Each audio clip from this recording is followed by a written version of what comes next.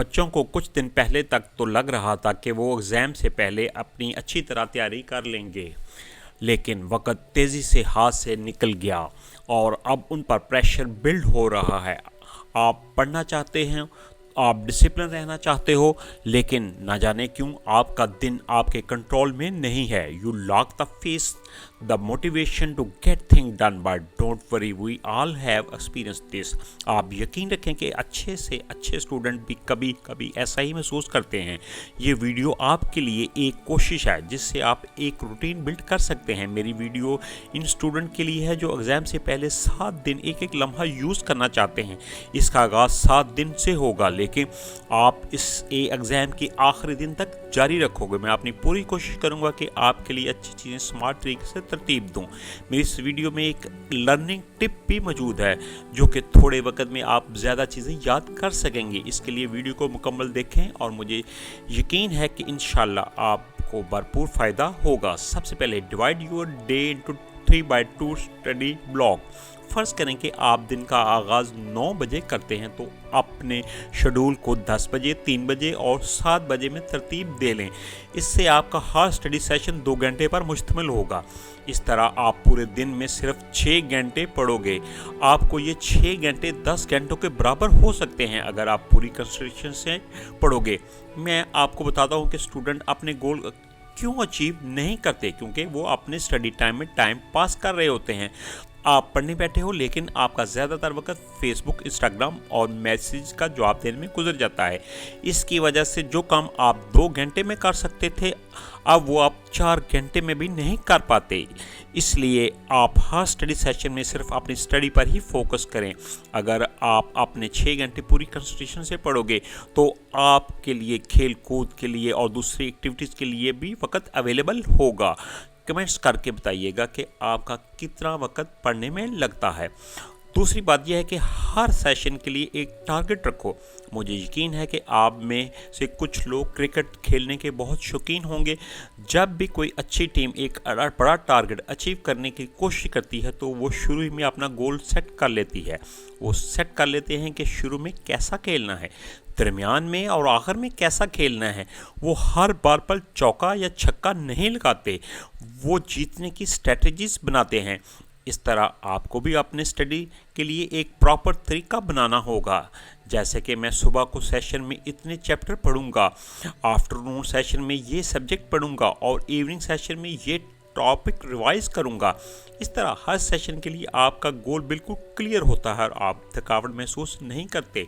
इसलिए जब भी आप पढ़ने बैठो तो हमेशा एक एम के साथ बैठो कि इस सेशन में मेरी यहाँ तक चीज़ें फिनिश होनी चाहिए। Trust me, this is the easiest way to finish your daily target. इस तरह आप गोल को अचीव करने के लिए आप मोटिवेट रहोगे। अब मैं आपको बताता हूँ लर्निंग टेक्निक जो कि मुख्तसर वक्त में आपका सिलेबस मुकम्मल करने के लिए फ़ायदेमंद होगा। इसको क्वेश्चन बेस्ड लर्निंग टेक्निक, ये जब किताब के चैप्टर लंबे हों और आपके पास वक्त कम हो तो ये टेक्निक आपके लिए बहुत फ़ायदेमंद साबित होगी। वो कैसे, लेट मी एक्सप्लेन। इस मेथड में जब आप किसी पैराग्राफ को पढ़ेंगे तो इस पैराग्राफ से एसोसिएट क्वेश्चन क्रिएट करो और इन क्वेश्चन को एक नोटबुक पर दर्ज करते जाओ और उनके जवाबात भी एक साइड पर लिखते जाओ।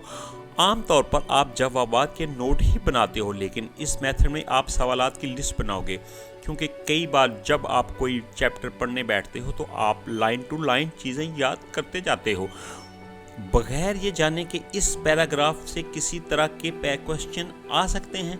ये पढ़ना क्यों इम्पोर्टेंट है? आप जवाबात को याद करते हो जबकि आपको मालूम ही नहीं कि सवाल क्या है, और जब इम्तिहान में सारे चैप्टर के सवालात एक साथ आते हैं तो आप कंफ्यूज हो जाते हो और सही जवाब मालूम करने के लिए स्ट्रगल करते हो। बस जब आप सवालात बना कर याद करते हो तो आपकी लर्निंग यकीनन बहुत स्ट्रांग होती है, क्योंकि तभी आप मटेरियल के साथ कनेक्शन बनाते हो। फ़र्ज़ करें कि आपने एक प्रोसेस के 5 पॉइंट याद कर लिए हैं, मसलन what is it, why it happen, what are result, what causes it, what is final. जब आप ऐसे सवालात के साथ इसे याद करते हो तो आप इसको एक प्रोसेस की तरह समझते हो। इस तरह इसको याद रखना आपके लिए आसान हो जाता है। रिवीजन के दौरान इस क्वेश्चन चैप्टर दोबारा रिवाइज कर लो और सारे जवाबात खुद से रिकॉल करने की कोशिश करो। अगर आप किसी क्वेश्चन को रिवाइज करने के दौरान स्ट्रगल करते हो तो इसका निशान लगा लो और इस क्वेश्चन को जवाब बुक में रिवाइज कर लो। ये टेक्निक आपके लिए बड़ी फ़ायदेमंद होगी। इस तरह आपको लंबे लंबे नोट्स बनाने की ज़रूरत नहीं पड़ेगी और आपको लर्निंग भी मजबूत हो जाएगी। अगर आप अपनी याददाश्त को इम्प्रूव करना चाहते हो तो आपको अनलिमिटेड मेमोरी किताब ज़रूर पढ़ें।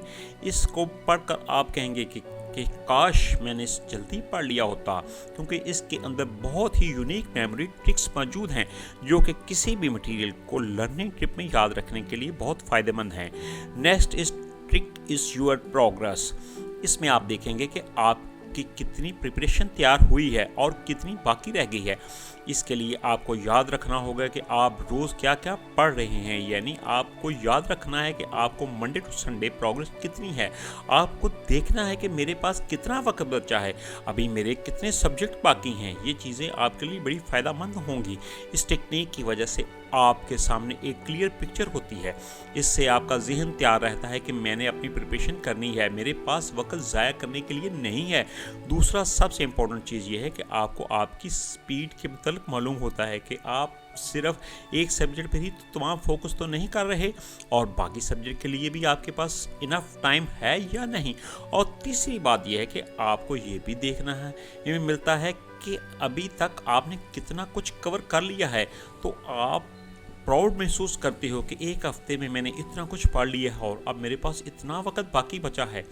इससे आपको सेंस ऑफ अकम्पलिशमेंट भी महसूस होती है। इस तरह आप अपनी प्रिपरेशन को लेकर मज़ीद रिस्पॉन्सिबल बन जाते हो। मैं आपको यहाँ रिकमेंड करूँगा कि आप 6 घंटे पढ़ने के अलावा 1 घंटा रिवीजन के लिए भी ज़रूर रखें। आप सब वीडियो में देखेंगे कि हर कोई रिवीजन के इम्पोर्टेंस के मतलब हाईलाइट करेगा, लेकिन रिवीजन का ये मतलब नहीं है कि आप इम्तिहान से पहले किताब के सारे सफ़ात पढ़ रहे हैं।